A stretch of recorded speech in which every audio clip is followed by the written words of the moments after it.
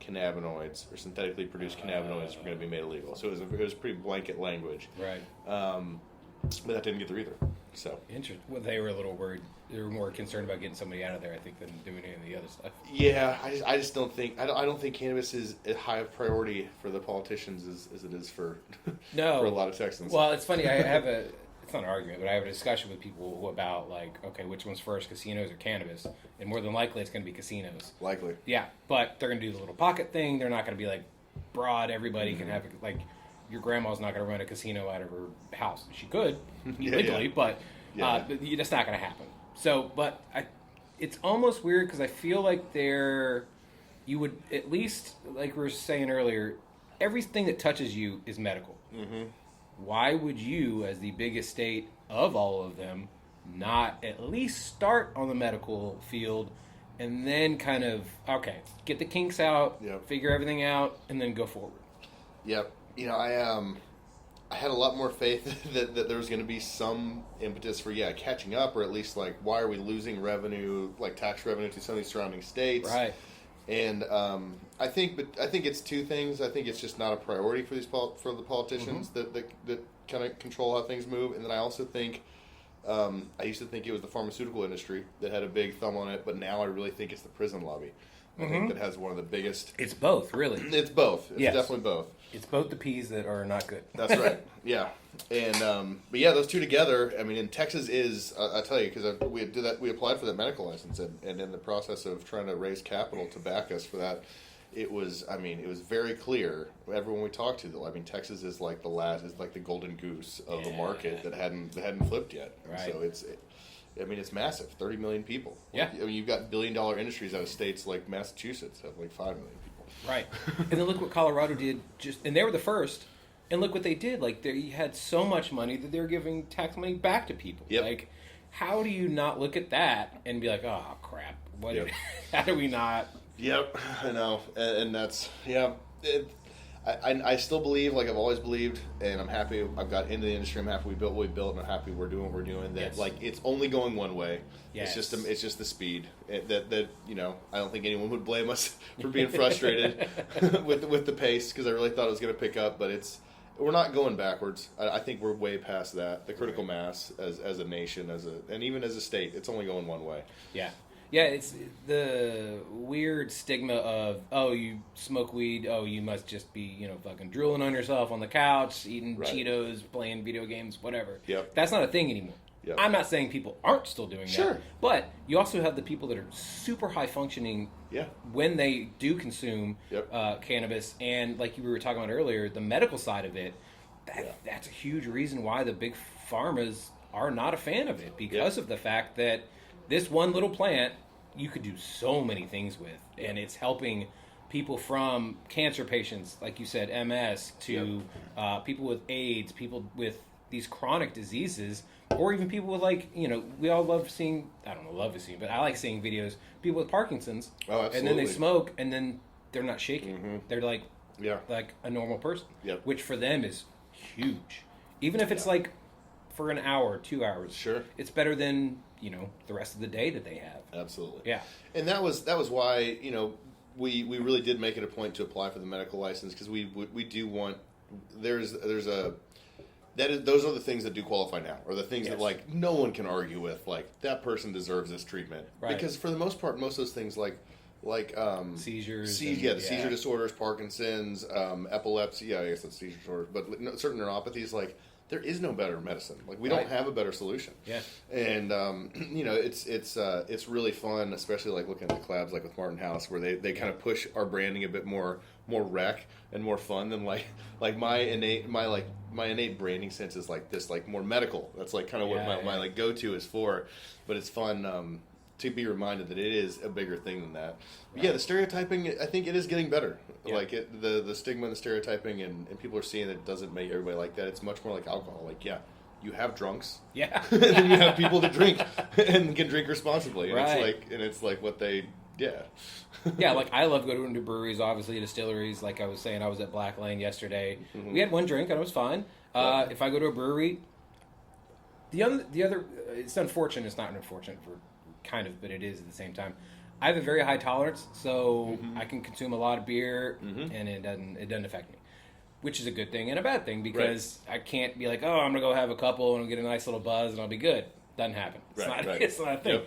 But there are so many people that do visit breweries on a regular basis. Like I used to go to RAR every Saturday. Oh yeah, my wife and I used to go all the time. Yeah. And then people would say, oh, we're going to go to Martin House after this. I was like, what the fuck is a Martin House? And then you find out what Martin House is. And like that was back when it was like the Toady Brewery, where they had a couple Toady beers, and that's what they had. And and then they just obviously took off from there. But you know, you have people go have 3 at one place, have 3 at another place, and they're fine. Or they're smart enough to where they have a DD or get a taxi or Uber or whatever it is. But the same thing with cannabis, like. You know, you see those commercials of people in a drive-through high, and then all of a sudden they hit a girl on a bike, which I think is one of the weirdest commercials I've ever seen. But it's not a thing where you have these dudes just blazing up, going like, all right, I'm going to go drive my car and go, get some shit. I think it's much more the opposite. Yeah. That's why I was so I didn't find cannabis. I experimented a couple times in high school, but it was always like I smoke once and maybe get crazy paranoid because I was just so worried about the trouble I could get in. And then when I was in college, same thing. I maybe smoked 2-3 times, and I knew I'd get drug tested by the athletic department or NCAA, and so it freaked me out. And then finding as an adult where it's like, okay, well, this is actually something where like, if you're on like beer 6 going for beer 7, beer 7's going to tell you to do things that probably are not in your best interest. Yeah. Where like at that same time I smoke a joint, it's going to be like, hey, maybe you should go sit down. Like, you know what I mean? Like, hey, maybe you should not drive. You should definitely not drive. Yeah. You're not getting in fights if you're smoking weed. That's right. But if you drink, like you said, from 6 to 7, that's a whole nother person. Like you might actually get in a fight just because some dude accidentally bumped you because they were getting a drink and you were going up to the bar and they accidentally bumped you. Like, what the fuck, man? Yeah. And you're like, damn it, this is not where I want to be. But the guy who smoked is like, hey, man, are you having a rough day? Yeah. Do we need to go outside real fast? Yeah. But in a good way. We want to talk about it? Yeah. But so let's talk about the medical field of it because the list is very short as to what they are allowing for people trying to get a medical card or what it is. And then also, as big as the state is, it's tiny little pockets. It's not a blanket the entire state to where these medical people can go get medical. It is, and they also can't do the flower part of it. Yeah. So, I guess let's talk about that. Yeah, I'd say that's one of the most restrictive parts, or where it makes it. It can make it difficult for patients to, unless they really want a doctor's stamp and a doctor to be monitoring their treatment, and I guess to know that the products are held to like the state medical program's level of standards. Those are the benefits of going through the medical program. Outside of that, you can get all the same products from us, right? Like outside in the hemp space, and so it's like with a trusted producer, we still aren't yet doctor maintained, but I say all that to say you can't get flour, and that is one of the things that most people, especially people with intense pain, which still isn't on the approved list yet, but the immediate relief is one of the benefits of smoking. Right. And for a lot of people, it's not as lethargic. Sure. The edibles can be they're great for people with sleep issues or with something where they really need to kind of be turned down a notch. Yeah. Maybe some anxiety issues, but for other people wanting to maintain more active lifestyles or still needing the symptom relief, it can be kind of a battle, right? Because they can kind of turn the volume down. But yet, I think the total population under the current qualifying conditions is somewhere between 3 and 4.5 million people in the state could qualify, but the enrollment in the program is only 53,000. Whoa! Yeah, and speaking geographically. The producers, there's 3 licensees right now. Okay. They just opened up for more, which is what we applied for, and we don't know. There's no guarantee on how many they're going to give out. But all the licensees are required to deliver or to dispense statewide. With that said, it's a rough business because, if you got someone in Amarillo, all 3, right now, they're all 3 located in the Austin area. Or 2 of them are. I'm not sure where the 3rd one is. Of course they are.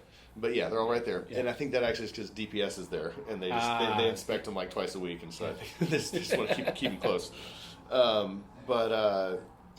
don't really advertise that as much. It may cost as much as $100 for delivery. Jeez. Because they can't ship it in the mail. Because at that point it's a marijuana product versus a hemp product. Since we're federally legal, we can use UPS, we can use USPS. Right. And that's where it's if they're prescribed by their doctor, 300 milligrams or whatever, 10 milligrams a day edibles, and they get a 30-day script. The whole process for a medical customer, you got to pay for the doctor's visit, you got to pay for that delivery fee, and you got to pay for a more expensive product. Yeah. You're looking at $300, where maybe you could get it from us for $75. And like I said, for some patients, like if it were a new patient who has cancer or who has some neuropathy, where it's worth it if they can afford it. Of course. To have that kind of validation for the level of oversight and stuff. But yeah, it's complicated kind of incentive system. So I know that if, let's say if you owned a dispensary in Colorado or whatever, the other 23 or 24 states that are legal, you can't put that money in an actual bank because of the fact that, again, it's federally legal. Right.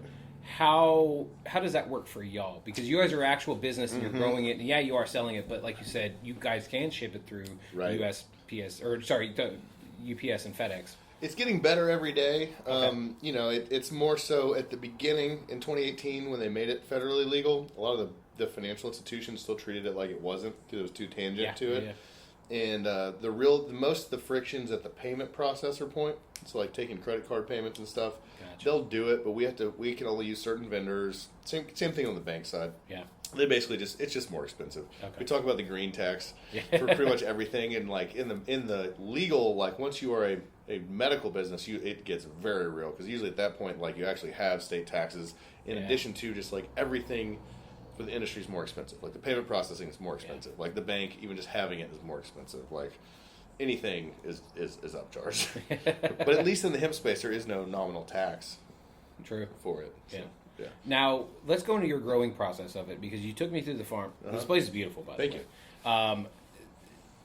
So take me from, we were in the mother room, where you guys have how many strains right now? We've got one in production, and we've got 3 or 4 more that we're about to rotate in. Yeah. Okay, so then you take clippings from that, and then you take them to, take it to the process from there. Yeah. Sure. Yeah, so the mothers are basically just big old bushy plants. They're about 3 feet tall, and we want them to have as many branches and leaves as possible. They stay under 18 hours of light, so that they're just getting in there, getting water and getting bigger every day. Yeah. And then once whenever we need cuttings, we'll take 7-inch branch or so, right at the base. Cut it at a 45-degree angle, and you dip it in like a rooting hormone that helps it start to grow roots. It'll do it naturally, but it helps kind of speed up the process. And you put it in a plug, or sometimes we use an aeroponic cloning machine, and basically with the right moisture conditions, over time, the base of that cutting, just right where you cut it off, will start to grow new roots. Nice. And becomes an independent new plant, but it's genetically identical to the one you took it from. Right.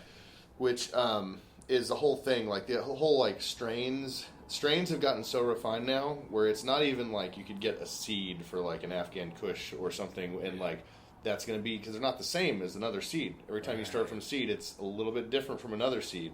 But once you get to clones, it's the same thing every time. Right. And like you can have out of 1,000 seeds some genetic variant where it's like it puts off way more potency or like higher terpenes, or it has a better bud structure, or it's kind of crazy how many different things you can select for on the farm side when you really get into it. But cloning, it also one of the other traits is like just sturdiness as far as holding itself up, like the weight of the plant as it gets heavy, pest resistance, mildew resistance. Like there's a lot of different things to because there's little bugs that will come in, and a lot of people don't.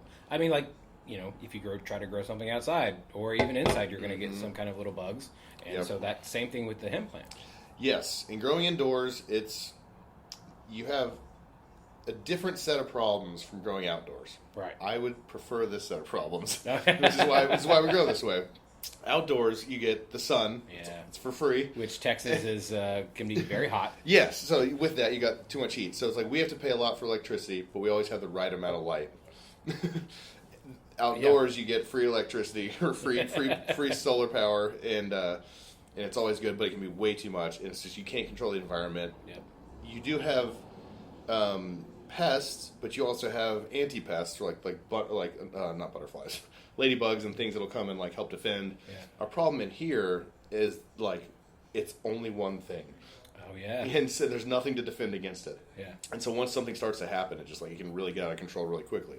But if you're doing things right, it's a clean environment. You should really never be introducing bugs. Yeah.